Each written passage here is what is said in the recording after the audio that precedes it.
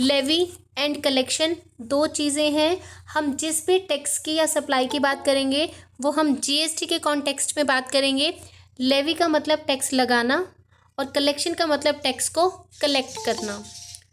Tax लगाने का काम जीएसटी अथॉरिटीज़ का है, टैक्स को कलेक्ट करने का काम भी उन्हीं का है। इसमें साथ में गवर्नमेंट भी इन्वॉल्व होगी।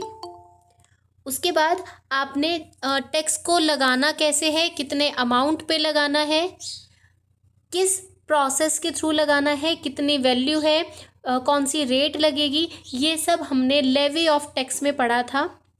तो लेवी ऑफ टैक्स शॉर्ट में फिर से बता रही हूँ, इसमें हमने दो चीज़ें लिखी थी।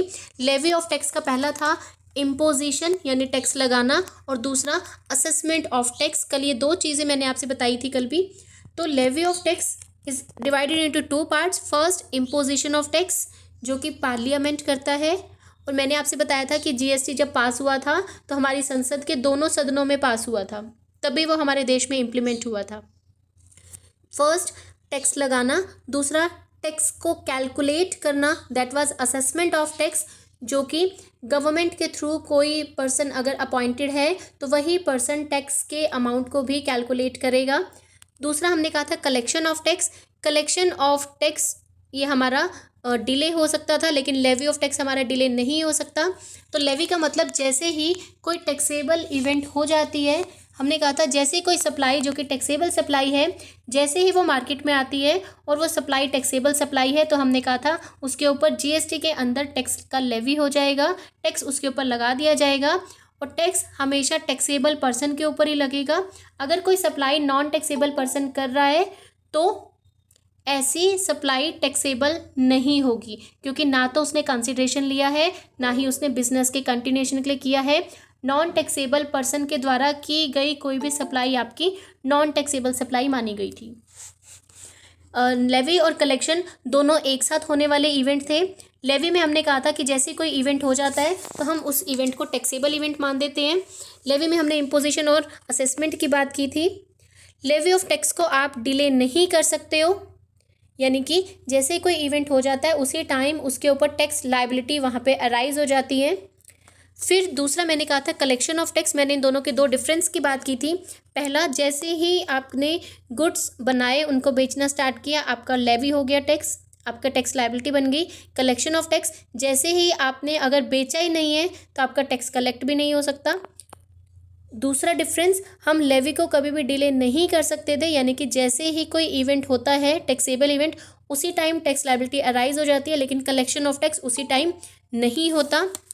लेवी ऑफ टैक्स आप बार बार कर सकते हो, लेकिन कलेक्शन ऑफ टैक्स आप बार बार नहीं करते, क्योंकि इससे सप्लायर के ट्रांजैक्शंस बहुत ज़्यादा होने की वजह से उसको बहुत सारे रिटर्न्स फाइल करनी पड़ेंगी, उसे बहुत सारे ट्रांजैक्शंस को नोट करना पड़ेगा।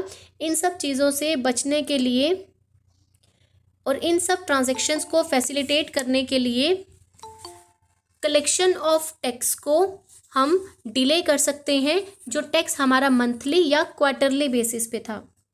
ठीक है, मंथली यानी कि हर 1 मंथ के ट्रांजैक्शंस का टोटल आपका कितना टैक्स बना है वो पहले कैलकुलेट हो चुका है लेवी ऑफ टैक्स के अंडर। दूसरा, जितना आपका टैक्स बना था उसको अब पूरे मंथ का जितना भी टैक्स है उसको अब जमा कराने की बारी है। तो कलेक्शन ऑफ टैक्स के लिए मैंने कहा था it is that point of time which is use for payment of tax, यानी कि जिस टाइम पे टैक्स को पेमेंट कर रहे हैं वो आपका कलेक्शन था, जिस टाइम पे टैक्स लायबिलिटी को कैलकुलेट कर रहे हैं वो हमारा लेवी ऑफ टैक्स था। यही डिस्कस किया था हमने इससे पहले। Yes ma'am. तो यहाँ तक तो आपका कोई इशू नहीं है? No ma'am. चलो अब आगे करते हैं। उसके बाद हमने 3 सेक्शंस की बात की थी, सेक्शन 7, सेक्शन 9 एंड सेक्शन, तीसरा कौन सा सेक्शन था बच्चों? चलो फटाफट से डिस्कस करते हैं। सेक्शन 7 में क्या था? मैम जो वो एक्टिविटीज थी जो सप्लाई क्रिएट हो रही थी, है ना? मैम सप्लाई की कोई मतलब डेफिनेशन नहीं थी। हाँ इसलिए बिल्कुल। सेक्शन 7 में उसको कवर किया हुआ था। हाँ, तो सेक्शन 7 के सब सेक्शंस में जो भी दिया हुआ था वो सारी एक्टिविटीज़ जिनको हमने सप्लाई मानना है वो सब हमारा किस में था? सेक्शन 7 में। दूसरा सेक्शन 9 मैंने आपसे बताया था। सेक्शन 9 किस चीज़ का था?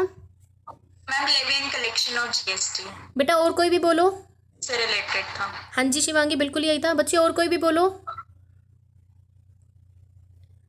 बच्चे आप सबने लिखा था। हाँ जी पूजा बताइए। हाँ यस मैम, यही था, रिलेटेड था कलेक्टेड जीएसटी से। बच्चे सबको लिखवाया था मैंने। सेक्शन 9 यस मैम, बोलो। Section 9 defines levy and collection of GST. ठीक है, तो ये जो सेक्शन 9 हमने कहा, सेक्शन 7 कहा और सेक्शन 15, ये सिर्फ जीएसटी वाले सेक्शन है। आप इसको इनकम टैक्स में नहीं कह सकते हो कि levy and collection of tax which is counted under GST act. जो सिर्फ जीएसटी एक्ट में टैक्सेबल है ना, उसी टैक्स के लिए हमने ये तीनों सेक्शंस पढ़े थे। तीसरा सेक्शन कौन सा था? सेक्शन 15। सेक्शन 15 ने क्या बताया था पूजा?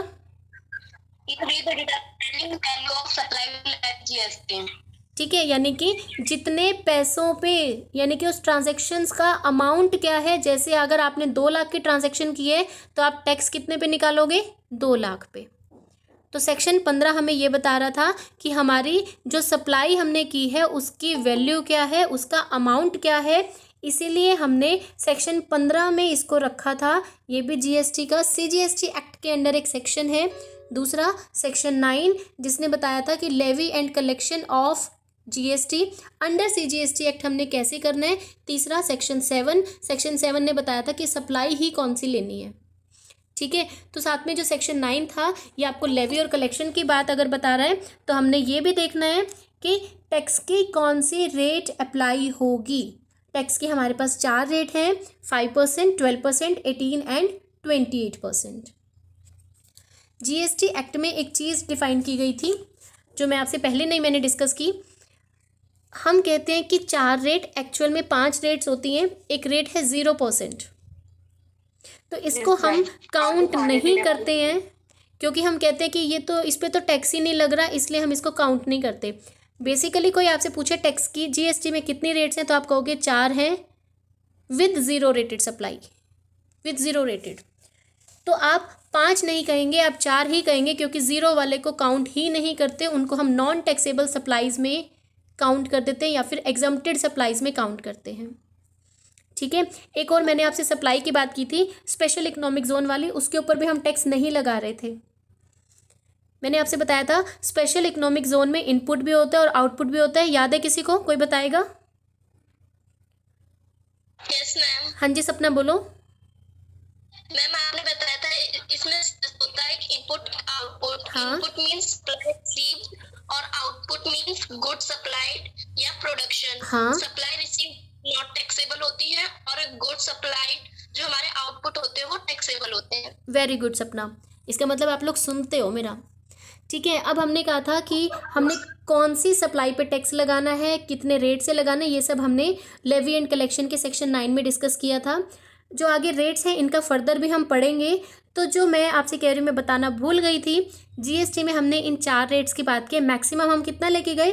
28। और मैंने आपसे बताया था अगर एक ही स्टेट में सेल है तो उसको हमने इंट्रा स्टेट बोला था। उसके ऊपर कौन से 2 टैक्सेस लगे थे? नाम बोलो फटाफट। CGST, SGST. Very good. दूसरा, अगर हमने 2 स्टेट्स के बीच में सेल हुई है तो इंटर स्टेट पे कौन सा टैक्स था? IGST is the combination of very good. इसका मतलब जब आप टैक्स लगाओगे तो आपका कोई भी टैक्स, इंडिविजुअल टैक्स 20% से एक्सीड नहीं करेगा। ये जीएसटी एक्ट का एक रूल है। कोई भी टैक्स 20% से ज़्यादा नहीं हो सकता। जैसे अभी आपने कहा सीजीएसटी और एसजीएसटी। अब मैंने जब ये कहा तो मैं कह रही हूँ मैं टोटल टैक्स अगर 40% लगाऊं तो 20 सीजीएसटी का और 20 एसजीएसटी का, 20 से ज़्यादा तो हो ही नहीं सकता। अगर मैं कहूँ कि आईजीएसटी लगाया मैंने, तो आईजीएसटी का मतलब आप वही 2020 दोनों गवर्नमेंट्स में डिस्ट्रीब्यूट हो जाएगा। लास्ट रेट हमने कही 5, 12, 18 और 28% का मतलब, अब आप कहोगे ये तो 20 से ज़्यादा चला गया, लेकिन नहीं, 28 को आगे 2 पार्ट में डिवाइड करना है ना सीजीएस। हाँ जी 14। ठीक है, तो 14 हो गया। मैक्सिमम कितना जा सकता है? 20 + 20 दैट इज 40। यानी कि इंडिविजुअल टैक्स जब आप लगाओगे वो CGST या SGST वाला हो तो आप उसकी %20 से ऊपर नहीं लेके जा सकते। ये GST काउंसिल का एक रूल है, ठीक है। अब हमारे पास बात आती है लेवी एंड कलेक्शन। इसका एक चार्ट आपकी बुक में देखो गिवन है बच्चे। फर्स्ट इसमें हमें दिया हुआ है नॉर्मल चार्ज। नॉर्मली यानी कि आप जो भी ट्रांजेक्शन करते हो सेक्शन 9 में हमने टैक्स लगाना है, तो सेक्शन 9 के आगे हमें फर्दर सेक्शंस दिए हुए हैं। शिवांगी आपने ई-कॉमर्स पूछा था, अभी वो भी कवर हो जाएगा। सेक्शन 9 के फर्दर सब सेक्शंस गिवन हैं, उसके अंडर हमने जो भी सप्लाई करनी है अब हम उनके ऊपर टैक्स लगाएंगे। वो टैक्स कैसे लगेगा, कौन देगा, वो हमारा सेक्शन 9 के सब सेक्शंस में डिफाइन किया गया है। सबसे पहले मेरे पास आता है normal tax, normal charge. Normal मतलब एक सप्लायर है, एक रिसीवर ऑफ सप्लायर है, एक ने दिया एक ने लिया, सिंपल, इसको ही आप नॉर्मल ट्रांजेक्शन कहते हो। सेम केस जब भी आप सेक्शन 9 के सब सेक्शन 1 की बात कर रहे हो तो नॉर्मल चार्ज में आपका जो टैक्स लगेगा वो CGST लगेगा। जब आप CGST कह रहे हो तो वो अकेला नहीं लगेगा, उसके साथ SGST लगेगा, और जो टैक्स अकेला लगेगा वो कौन सा था, IGST। अगर नॉर्मल चार्ज है तो उसके ऊपर CGST SGST लगेगा, और ये वाला टैक्स तो हमारा एक ही स्टेट की सप्लाई पे लग रहा था यानी इंट्रा स्टेट, तो यहाँ पे आपको अंडरलाइन क्या करना है, इंट्रा स्टेट को। इंट्रा स्टेट सप्लाई है तो आपको ऑब्वियस है SGST और CGST लगेगा। अगर कोई नॉर्मल सप्लाई है, नॉर्मल सप्लाई वो एक ही राज्य में है, तो हमने इंट्रा स्टेट सप्लाई मान के गुड्स और सर्विसेज के ऊपर टैक्स लगाना है। लेकिन किसको इंक्लूड नहीं करना, अल्कोहल को, जो कि ह्यूमन कंजम्पशन की है, उस वाली को हमने GST वाली सप्लाई नहीं मानना। यहाँ तक क्लियर है बच्चे, सिंपल सा मीनिंग। टैक्स कौन सा लगेगा, CGST SGST वो तब लगता है जब विद इन स्टेट एक ही राज्य में आपकी सेल होती है। लेकिन आपने टैक्स कब नहीं लगाना, जब कोई आप अल्कोहल अगर सप्लाई कर रहे हो और वो ह्यूमन बीइंग के कंजम्पशन की है तो GST रेंज में उसको इंक्लूड नहीं करना, ठीक है। उसके बाद ये कह रहा है कि सेक्शन 15 में आपने फिर उसकी वैल्यू निकालनी थी, और जब आप टैक्स लगाओगे तो वो 20% से ज़्यादा नहीं हो सकता। अगर 20% से ज़्यादा नहीं हो सकता तो इसका मतलब गवर्नमेंट अगर इससे ज़्यादा लगाना चाहती है तो गवर्नमेंट को पहले डिक्लेयर करना पड़ेगा, और फिर उसी तरीके से उस टैक्स को लगाया जाएगा और उसको कलेक्ट किया जाएगा। उसके बाद आपके पास जो फिर से डायग्राम दिया हुआ है, इसके अकॉर्डिंग जो ये नॉर्मल आप डीलिंग कर रहे हो, कोई पर्सन अगर सप्लायर है तो सप्लायर ने जैसे ही गुड्स रिसिपिएंट को दी उसी टाइम सप्लायर रजिस्टर्ड था, GST के अंदर उसका रजिस्ट्रेशन हुआ था, तो सप्लायर अपनी गुड्स जो उसने रिसिपिएंट को दी उसके ऊपर टैक्स पे कर देगा। सिंपल, ये है नॉर्मल चार्ज। सप्लायर, दूसरा रिसिपिएंट, सप्लायर के लिए दिया हुआ सप्लायर ऑफ गुड्स और सर्विसेज, और बोथ रिसिपिएंट वो गुड्स या सर्विस रिसीव कर रहे हैं। जब आप नॉर्मल चार्ज की बात कर रहे हो तो आपका सप्लायर ही टैक्सेबल पर्सन है, तो इसका मतलब सप्लायर टैक्स देगा। उसके बाद इसकी कंडीशंस क्या हैं जब आपने टैक्स लगाना है, किन किन प्रोसीजर पे आप टैक्स लगाओगे। सबसे पहले हम बात कर रहे हैं सप्लाई की। सप्लाई अभी हमने कहा कौन C supply, with in state, उसका नाम क्या होता है भाई, विद इन स्टेट सप्लाई का नाम क्या होता है बच्चों, इंट्रास्टेट। दूसरा ये कह रहा है वैल्यू ऑफ मनी, यानी कि उसकी वैल्यू कितनी होगी, कितने पैसों पे आपने टैक्स लगाना है, ये कौन सा सेक्शन बताएगा, सेक्शन 15। तीसरा GST का कौन सा रेट लगेगा, मैक्सिमम हमने कहा इंडिविजुअल टैक्स के रेट 20, तो टोटल 40 का मतलब, तो 40 जो आप सिर्फ डायग्राम में से पढ़ना बच्चे, अगर डिटेल में जाओगे तो कंफ्यूज हो जाओगे। इसका डायग्राम आपके पास दिया हुआ है जनरल प्रिंसिपल्स वाला।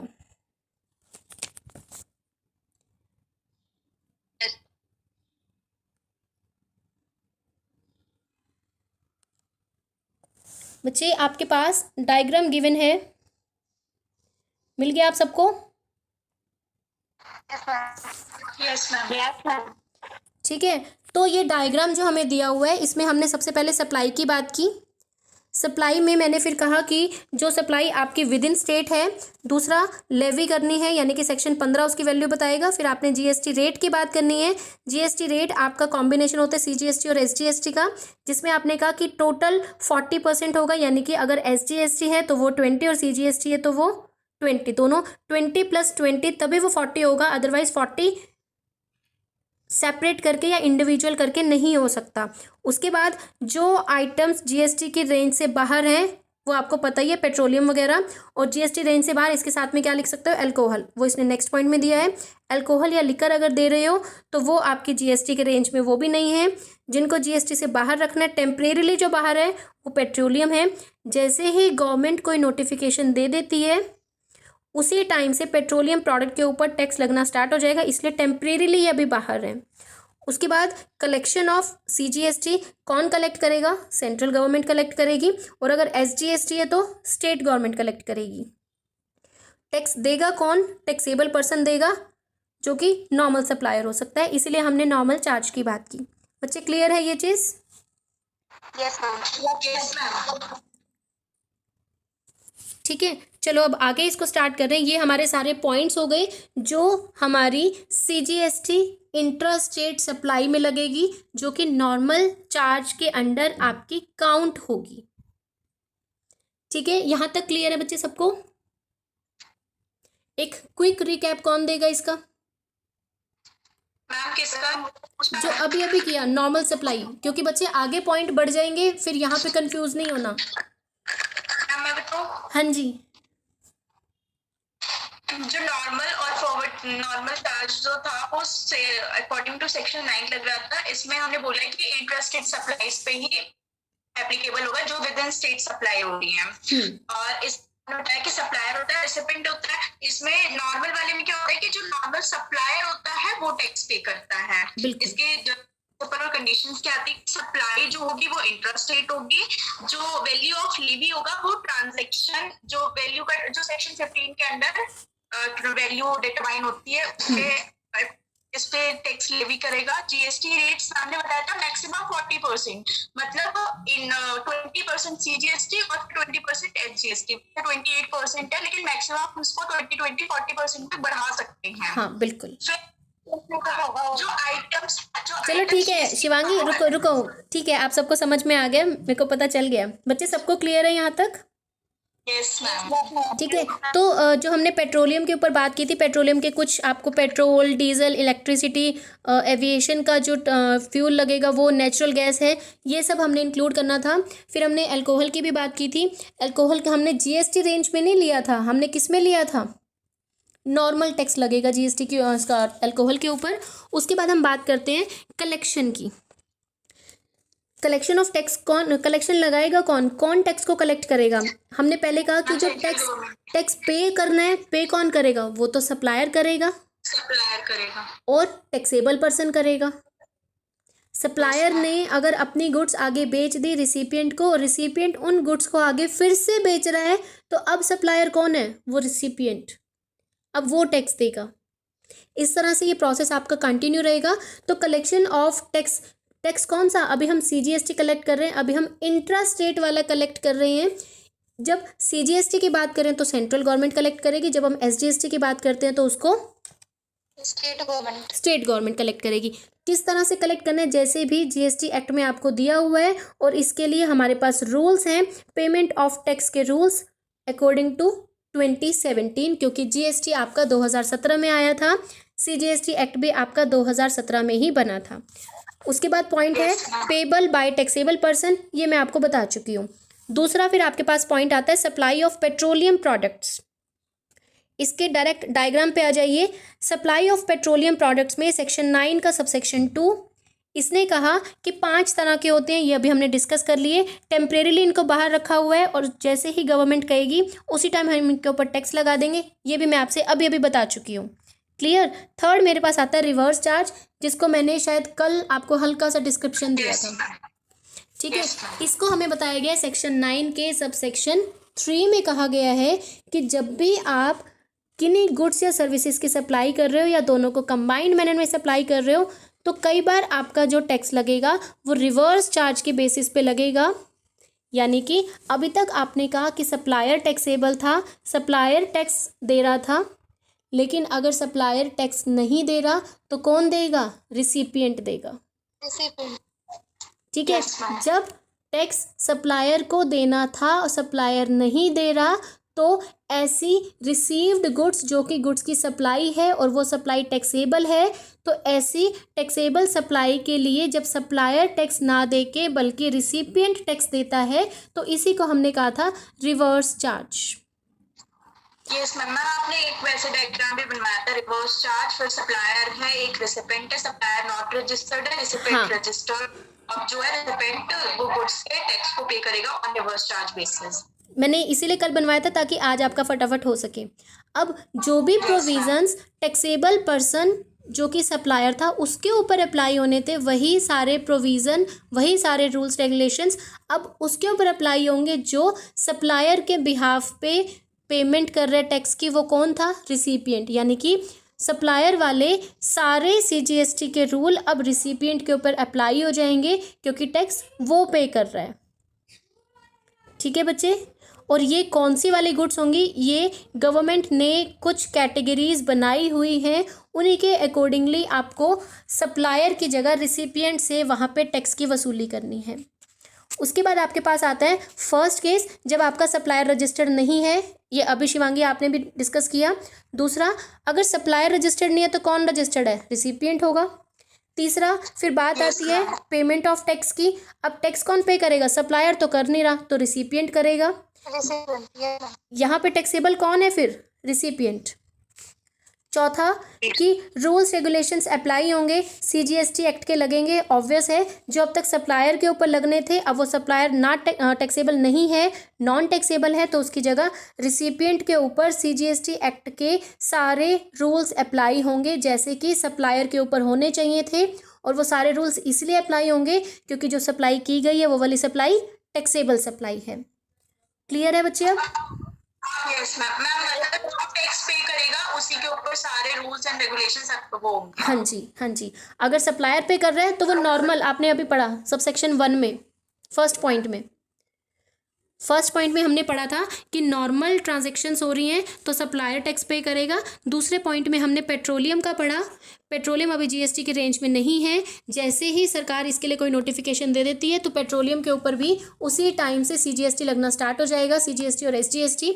तीसरा हमने डिस्कस किया रिवर्स चार्ज। रिवर्स चार्ज में हमने कुछ कंडीशंस की बात की, सप्लायर और रिसिपिएंट। अगर सप्लायर टैक्स नहीं दे रहा तो उसकी जगह रिसिपिएंट टैक्स देगा। सप्लायर नॉट रजिस्टर्ड है, रजिस्टर्ड है हमारा रिसिपिएंट, तो जो पर्सन अब टैक्स दे रहा है उसके ऊपर वही सारे रूल्स अप्लाई होंगे जो कि सप्लायर के ऊपर होने चाहिए थे। CGST एक्ट के सारे रूल्स जो सप्लायर के ऊपर थे अब वो सारे रिसिपिएंट के ऊपर आएंगे। बच्चे 3 पॉइंट तक सबको क्लियर है? उसके बाद फोर्थ पॉइंट है, इसके सीधा डायग्राम पे आ जाओ। सप्लाई बाय अनरजिस्टर्ड सप्लायर्स, यानी कि उसने अपना रजिस्ट्रेशन नहीं कराया हुआ, तो ये कौन हो सकता है? सप्लायर जो कि अनरजिस्टर्ड है, रिसिपिएंट वो रजिस्टर्ड होगा जो कि अभी हमने ऊपर भी डिस्कस किया है। तीसरा, पेमेंट ऑफ टैक्स, ये भी हमने डिस्कस किया, रिवर्स चार्ज लगेगा। चौथा, CGST के सारे रूल्स लगेंगे किसके ऊपर? रिसिपिएंट के ऊपर। क्लियर है बच्चे यहाँ तक सबको? Yes ma'am, yes ma'am. अभी एक नोटिफिकेशन है बच्चे, इसको हमने कहा था कि ये नोटिफिकेशन आया था सेंट्रल टैक्स के रिलेटेड 2019 में। जिनके पास पुरानी बुक्स हैं ये शायद इसमें नहीं मिलेगा, तो इसको अभी हम होल्ड कर लेते हैं। नेक्स्ट पॉइंट हमारे पास आता है ई-कॉमर्स ऑपरेटर। इसको ECO करके आप डिनोट करेंगे, इलेक्ट्रॉनिक कॉमर्स ऑपरेटर। यानी कि कॉमर्स यानी आपको बिजनेस करना है, ऑपरेटर जो उसको चलाएगा इलेक्ट्रॉनिकली यानी कि ऑनलाइन। जो व्यक्ति ट्रांजैक्शंस को ऑनलाइन फैसिलिटेट करेगा, ऑनलाइन ट्रांजैक्शंस में हेल्प करेगा, उसका नाम हमने रखा था इलेक्ट्रॉनिक कॉमर्स ऑपरेटर। जैसे कल मैंने आपको एग्जांपल दिया था ओला उबर का, जो आप गाड़ी बुक करते हो, आप फ़ोन नहीं कर रहे हो, आप ऐप खोलते हो वहीं से बुक कर देते हो, तो आप इंटरेक्शन तो नहीं कर रहे हो। आप डायरेक्ट अपनी जब बुकिंग कर रहे हो तो उसके लिए आपने एक सर्विस ली। इस तरह से आप या तो गुड्स भी ले सकते हो या फिर सर्विस भी ले सकते हो। वो सर्विस सप्लाई की जा रही है तो भी ये टैक्सेबल सप्लाई है। और ये वाली सप्लाई भी आपकी एक ही राज्य में होती है। जैसे अगर आपको कॉलेज से अपने घर तक जाना है, आप कैब बुक करते हो तो वो आपको फरीदाबाद में ही तो ड्रॉप करेगा। अगर आप हरियाणा के किसी भी स्टेट में हो तो वो आपको वहीं तो ड्रॉप करेगा। अगर आप इंटर स्टेट कर रहे हो तो उसके ऊपर कौन सा टैक्स लगेगा? IGST, क्योंकि उसके ऊपर उसको क्या देना होगा? एंट्री टैक्स भी देना होगा दूसरे राज्य में जाने के लिए। तो आपकी इलेक्ट्रॉनिक कॉमर्स ऑपरेटर स्पेसिफिकली जो सर्विस प्रोवाइड करते हैं वो आपकी विद इन स्टेट होती हैं। गवर्नमेंट ने इसके लिए भी कुछ सर्विसेज को डिक्लेयर किया हुआ है। ई कॉमर्स ऑपरेटर सर्विसेज में डील करते हैं, गुड्स में रेयरली डील करते हैं। गवर्नमेंट ने इनके लिए कैटेगरीज फिक्स की हुई हैं। जब इस तरह की सर्विसेज इलेक्ट्रॉनिकली प्रोवाइड की जा रही हैं तो CGST एक्ट के सारे प्रोविजंस ई कॉमर्स ऑपरेटर के ऊपर वैसे ही लगेंगे जैसे किसी नॉर्मल टैक्सेबल सप्लायर के ऊपर लगते थे। क्लियर? इट मीन्स चाहे आप फिजिकली अपने गुड्स या सर्विसेज को ट्रांसफ़र करो तो जो आपके प्रोविजंस उस टाइम अप्लाई हो रहे थे टैक्स से रिलेटेड, अगर आप ऑनलाइन तरीके से गुड्स या सर्विसेज को बेचते हो तो भी आपके ऊपर वही रूल अप्लाई होंगे जो कि नॉर्मल टैक्सेबल सप्लायर के ऊपर थे। अब आपके पास फिर से डायग्राम आता है इसका कि ई कॉमर्स ऑपरेटर में जो आपको टैक्स पे करना है उसके लिए कौन सा पर्सन लाइबल है। पहला नॉर्मल में यानी कि ऐसा ऑपरेटर जो फिजिकली कर रहा है टैक्सेबल टेरिटरी में। अगर ऐसा ऑपरेटर नॉर्मली बिजनेस के साथ साथ ई कॉमर्स वाले तरीके से भी कर रहा है तो भी उसको टैक्स पे करना पड़ेगा। सेकंड केस, अगर कोई ऑपरेटर जिसका फिजिकल प्रेजेंस नहीं है यानी कि वो सच में आपको नहीं दिख रहा, आपने अगर कोई कैब बुक करी है तो क्या आपको पता है कि उसका ऑनर कौन है? आपको नहीं पता, उसका फिजिकल प्रेजेंस नहीं है। और अगर वो टैक्सेबल एरिया में आता है तो या तो उसका कोई रिप्रेजेंटेटिव होगा तो उसका रिप्रेजेंटेटिव वहाँ पे टैक्स पे करेगा। हम टैक्स पे करने की लायबिलिटी की बात कर रहे हैं, या तो ई कॉमर्स ऑपरेटर खुद पे करेगा। अगर वो खुद पे नहीं कर रहा, उसका फिजिकल अपीयरेंस नहीं है तो उसका कोई लीगल रिप्रेजेंटेटिव उसको रिप्रेजेंट करके टैक्स पे करेगा।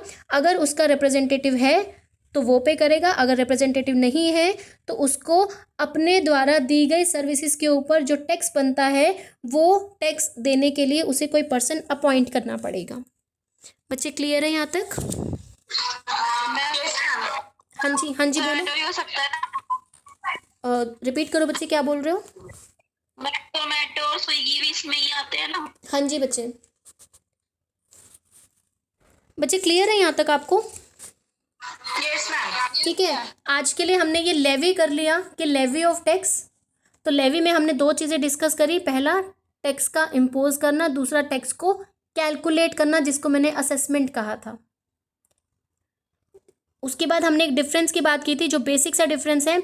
लेवी आपकी कभी भी डिले नहीं हो सकती। जैसे ही कोई टैक्सेबल इवेंट हो जाता है आपका टैक्स उसी टाइम लेवी हो जाता है। लेकिन कलेक्शन ऑफ टैक्स को हम डिले कर सकते हैं क्योंकि बहुत सारी ट्रांजैक्शंस होने की वजह से बार बार सप्लायर को रिटर्न ना फाइल करने पड़े, बार बार ये पूरा प्रोसीजर ना रिपीट करना पड़े, इसीलिए मंथली या क्वार्टरली बेसिस के लिए इसको हम डिले कर सकते हैं। ठीक है बच्चे, लेवी आपको क्लियर है अब सबको? Yes ma'am. मैं आपको एक दो पिक्स सेंड करूंगी जो आपकी बुक में या तो नहीं मिलेंगी या फिर जो आप पढ़ोगे वहाँ पे आपको लिमिटेड मिलेगा। कल हम इसके आगे करेंगे कलेक्शन ऑफ टैक्स। ठीक है बच्चे? Yes ma'am.